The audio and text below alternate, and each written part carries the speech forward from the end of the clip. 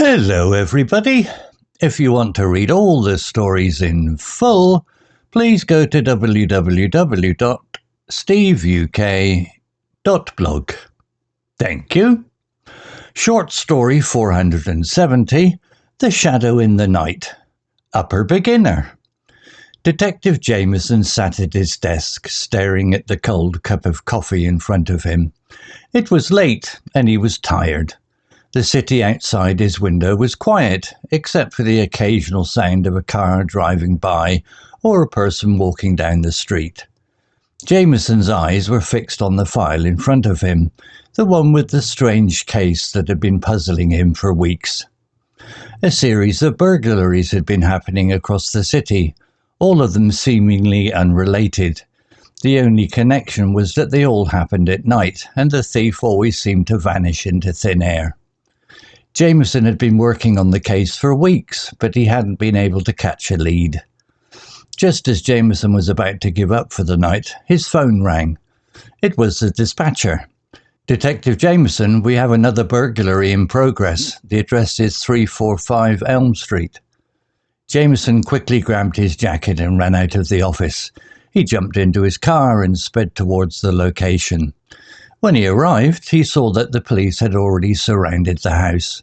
Jameson got out of the car and approached the officer in charge. "What's the situation?" Jameson asked. "The homeowner reported hearing a noise and called us. When we arrived, we found the front door open, but no sign of the intruder," the officer replied. Jameson nodded and carefully entered the house. He searched room by room, but everything seemed to be in order. The homeowner, an elderly woman named Mrs. Jenkins, was shaken but unharmed. "Can you tell me what happened, Mrs. Jenkins?" Jameson asked. "I was watching TV in the living room when I heard a strange noise coming from the kitchen. I got up to investigate, but I didn't see anything. Then I heard footsteps upstairs. That's when I called the police," Mrs. Jenkins explained. Jameson thanked Mrs. Jenkins and continued his search. As he was about to leave, he noticed something strange. On the kitchen counter, there was a small piece of paper with a single word written on it: "Soon." Jameson's instincts told him that this was more than just a burglary. He decided to investigate further and asked the officer to secure the area. As he was leaving the house, he saw a figure standing across the street, watching him.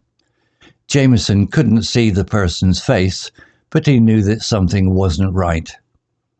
The next day, Jameson received a call from the police lab. They had analysed the piece of paper and found a fingerprint that matched one on their database. The print belonged to a man named Jack Harris, a small-time thief with a history of burglaries. Jameson and his team tracked down Harris to an abandoned warehouse on the outskirts of the city. They surrounded the building and prepared to move in. Jameson took a deep breath and entered the warehouse, gun drawn. "Harris, come out with your hands up," Jameson shouted. There was no response. Jameson cautiously moved deeper into the warehouse, his eyes scanning the area. Suddenly, he heard footsteps. Harris emerged from the shadows, a bag slung over his shoulder. "Drop the bag, Harris," Jameson ordered. Harris smiled and dropped the bag. Jameson's team moved in and arrested him. As they searched the bag, they found a number of stolen items, including jewelry and electronics. But Jameson knew that something wasn't right. Harris seemed too calm, too confident. "What's going on, Harris?" Jameson asked. "I don't know what you're talking about," Harris replied. Jameson wasn't convinced. He decided to take Harris in for further questioning. At the station, Jameson tried to get Harris to crack, but he remained silent. Just as Jameson was about to give up, he received a call from an unknown number. "Detective Jameson, you're getting close, but you'll never catch the real culprit." Jameson's eyes narrowed. He knew that he had to dig deeper. He went back to Harris's file and started reading. That's when he noticed something strange. Harris had an alibi for one of the burglaries. He was in jail at the time. Jameson's eyes widened as he realized the truth. Harris wasn't the mastermind behind the burglaries. He was just a pawn.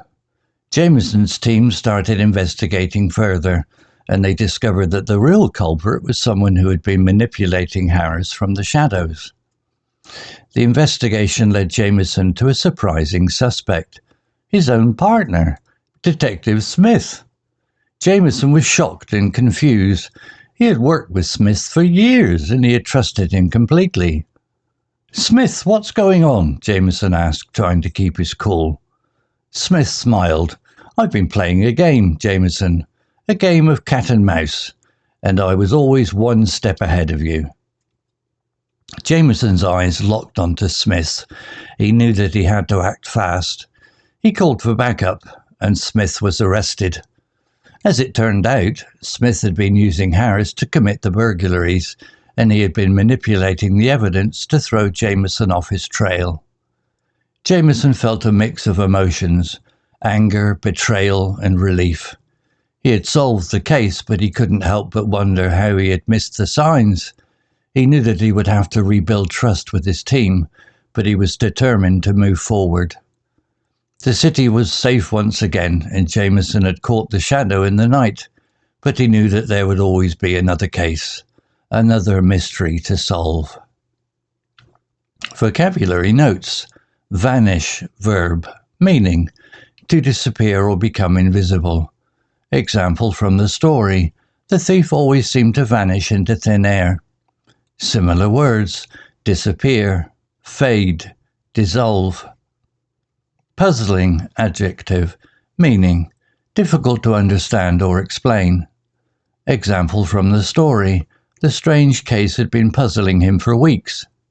Similar words: confusing, mysterious, enigmatic. Instincts, noun, meaning a natural ability to feel or sense something without reasoning. Example from the story: Jameson's instincts told him that this was more than just a burglary. Similar words: intuition, gut feeling, sixth sense. Secured, verb, meaning to make something safe or protected. Example from the story: he asked the officer to secure the area. Similar words: protect, safeguard, lock down. Cautiously, adverb, meaning carefully and slowly, often because of potential danger. Example from the story: Jameson cautiously moved deeper into the warehouse. Similar words: carefully, slowly, prudently. Culprit, noun, meaning the person or thing responsible for a problem or crime. Example from the story: you'll never catch the real culprit. Similar words: perpetrator, offender, wrongdoer.